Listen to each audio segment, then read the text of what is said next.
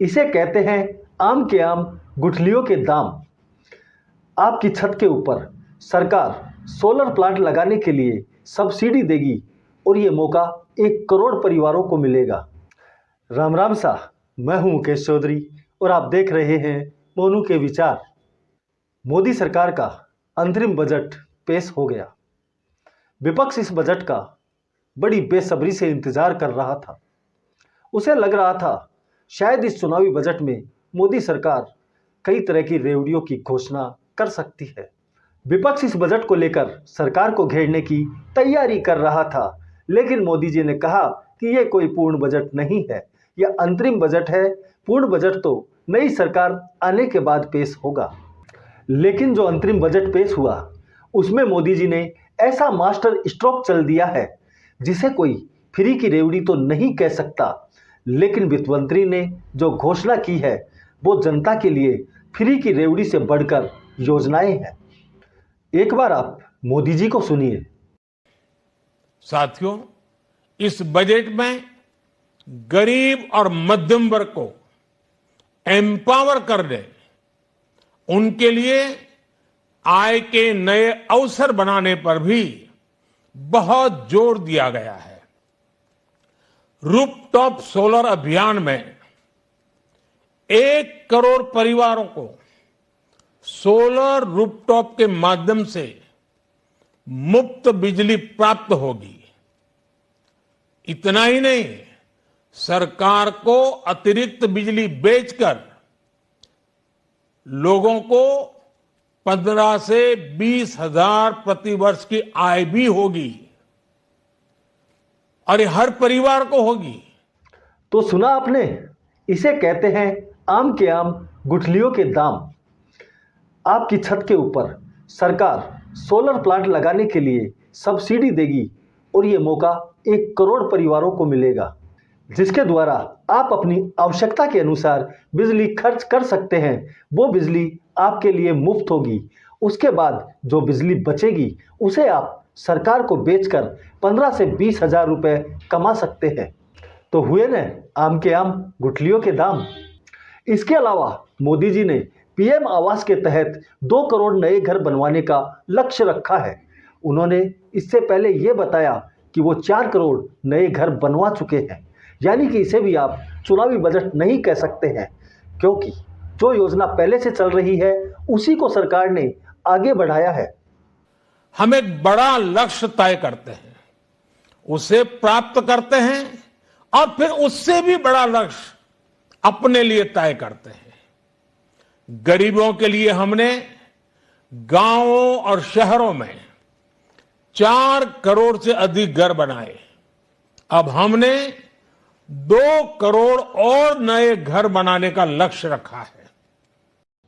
इसके बाद महिला सशक्तिकरण की बात करें तो उन्होंने कहा कि हमने 2 करोड़ महिलाओं को लखपति दीदी बनाने का लक्ष्य रखा था, लेकिन अब उसे बढ़ाकर 3 करोड़ कर दिया गया है।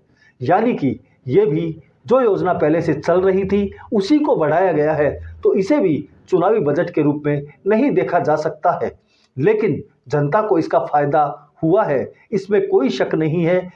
हमने 2 करोड़ महिलाओं को लखपति दीदी बनाने का लक्ष्य रखा था।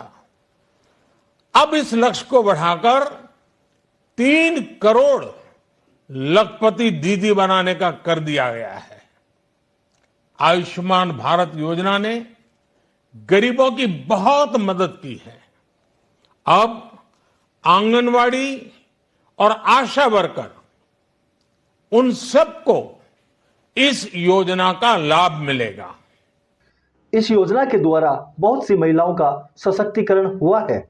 इसके बाद किसान और मध्यम वर्ग की बात करें तो एक बार मोदी जी को फिर सुनिए। साथियों, आज जिस इनकम टैक्स रेमिशन स्कीम की घोषणा की गई है, उससे मध्यम वर्ग के करीब 1 करोड़ लोगों को बड़ी राहत मिलेगी। पिछली सरकारों ने सामान्य मानवी के सिर पर दशकों से ये बहुत बड़ी तलवार लटका कर रखी थी।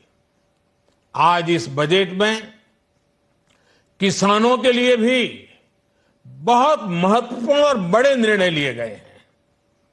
नैनो डीएपी का उपयोग हो, पशुओं के लिए नई योजना हो, पीएम मत्स्य संपदा योजना का विस्तार हो और आत्मनिर्भर ऑयल सीड अभियान हो। इससे किसानों की आय बढ़ेगी और खर्च कम होगा। मध्यम वर्ग को नई टैक्स स्कीम का लाभ तो होगा ही, साथ ही पीएम आवास योजना में भी मध्यम वर्ग को शामिल किया गया है।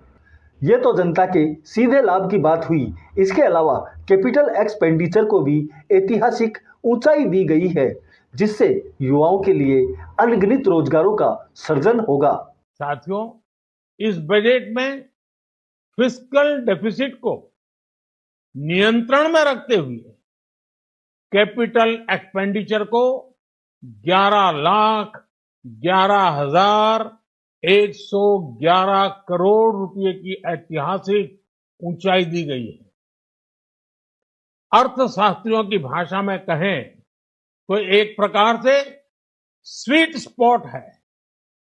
इससे भारत में 21वीं सदी के आधुनिक इंफ्रास्ट्रक्चर के निर्माण के साथ ही युवाओं के लिए अनगिनत रोजगार के नए अवसर तैयार होंगे। बजट में वंदे भारत स्टैंडर्ड की 40,000 आधुनिक बोगियां बनाकर उन्हें सामान्य यात्री ट्रेनों में लगाने का ऐलान किया गया है। इससे देश के अलग अलग रेल रूट पर करोड़ों यात्रियों में आरामदायक यात्रा का अनुभव बढ़ेगा। कुल मिलाकर देखें तो मोदी सरकार के इस अंतरिम बजट में सभी वर्गों का ध्यान रखा गया है और विपक्ष के लिए विरोध का कोई मौका भी नहीं छोड़ा गया है। मैंने इस बजट के कुछ मुख्य बिंदु आपके सामने रखने का प्रयास किया है। इस पर आप अपनी राय कमेंट करके बताएं। वीडियो पसंद आया तो इसे लाइक करें, चैनल को सब्सक्राइब करना न भूलें। धन्यवाद। जय हिंद, जय भारत।